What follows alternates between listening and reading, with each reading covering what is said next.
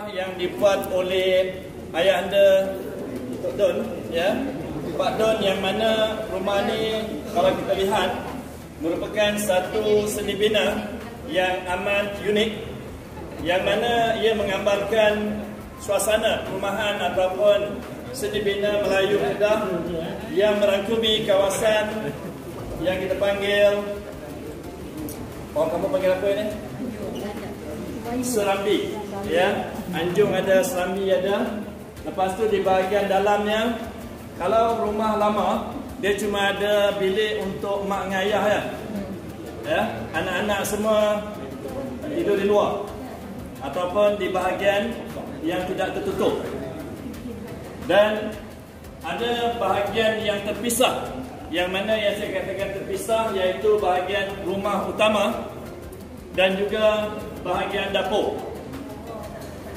Saya rasa semua arif tentang kenapa seni bina rumah Melayu merupakan satu seni bina yang unik, sebab rumah ni boleh diangkat dan boleh dipindahkan. Kalau kaedah, minta maaf yang sekarang ni banyak guna paku, tapi kaedah yang lama menggunakan pasak, ya, terutamanya di bahagian tiang.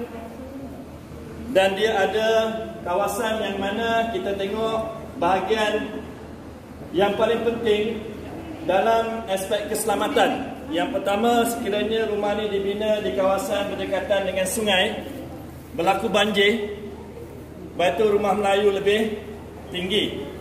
Bagi binatang yang boleh memanjat, binatang yang boleh menjala, sebab itu rumah Melayu lebih tinggi, risiko untuk masuk ular dan sebagainya kurang. Kalau di Kedah ada satu lagi bangunan yang dibina asing, iaitu rumah jelapang. Ya, kenapa padi perlu disimpan luar daripada rumah utama? Ya, ancamannya bukan ancaman ular, tapi bermula daripada tikus. Tikus akan datang makan padi dan ular akan datang cari tikus. Itu pertama. Yang kedua, ada satu serangga yang halus berwarna hitam yang selalu kacau beras. Dipanggil apa? Bubuk. Ya. Bubuk kalau sikit tak apa, tapi kalau banyak, sekiranya ahli keluarga kita ada masalah lelah, asma, ianya tidak elok.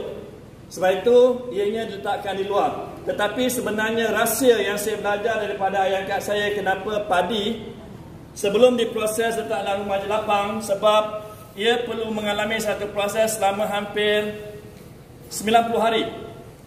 Dibiarkan satu rumah jelapang di mana rumah tu temperature dia lebih tinggi daripada temperature di luar. Dan ia akan melakukan satu proses di mana kulit padi itu, ya, akan bertindak balas dan lebih banyak vitamin yang akan diserap. Sebab itu hari ini sekiranya di kalangan kita ada masalah kesihatan, doktor akan menggalakkan untuk makan beras perang.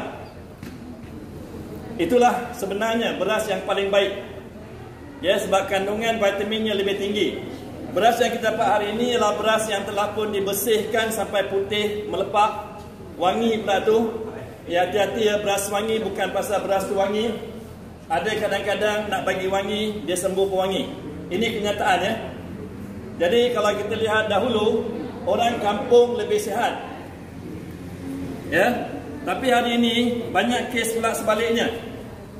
Orang yang mengerjakan sawah padi mudah mendapat penyakit lutut dan sebagainya. Kenapa?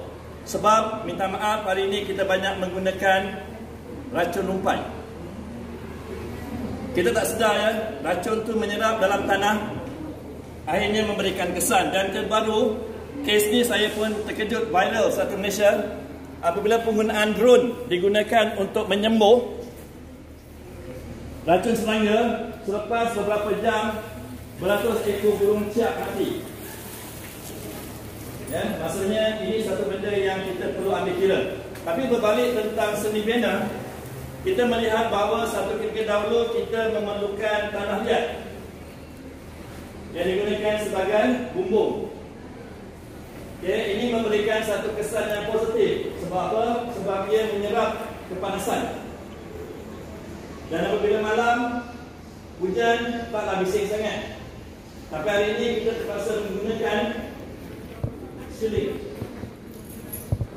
Sorry ya, apa kandungan yang ada dalam tu masing-masing faham. Ya, kesan yang masa panjang ia akan memberikan ya kepada masalah ada kaitannya dengan salam. Jadi kalau kita tengok itulah apa yang saya belajar. Kadar kepanasan apabila kita mempunyai rumah lebih tinggi, lebih rendah. Sebab ventilation berlaku, udara yang lebih sejuk, panas naik berolak. Dan rumah kayu tidak menyerap haba.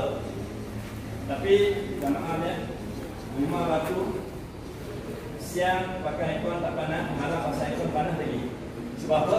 Malam panas masuk dalam rumah. Ya, ini satu yang keunikan. Dan sedikit tentang Tok Dun, ya, sedikit tentang Tok Dun. Dia merupakan bukan saja seorang tukang kayu, beliau juga merupakan seorang yang membuat nira nipah. Okay. Dan juga beliau satu-satunya yang tinggal. Sebab itu kita ambil satu pendekatan sebagai satu kenangan. Inilah merupakan satu nilai seni yang perlu kita kekalkan dan cuba perturunkan. Dan hasrat kita ialah untuk menjadikan Tok Dun sebagai adik guru matlamat kita, supaya bukan saja ilmu, tapi boleh dibuat lawatan, boleh datang ke rumah Tok Dun untuk melihat. Sebab kita perlukan perkongsian ilmu daripada adik-adik guru kepada anak-anak kita yang semakin kurang mendapat pengetahuan tentang kreativiti dan juga seni dan budaya.